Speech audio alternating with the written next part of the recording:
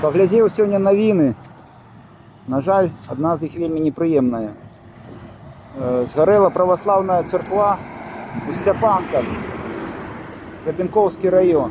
Ось вчора Дзікушки у нас не порадували, а сьогодні Степанки, на жаль. Ось їду зараз поглядіти, що там від неї залишилося.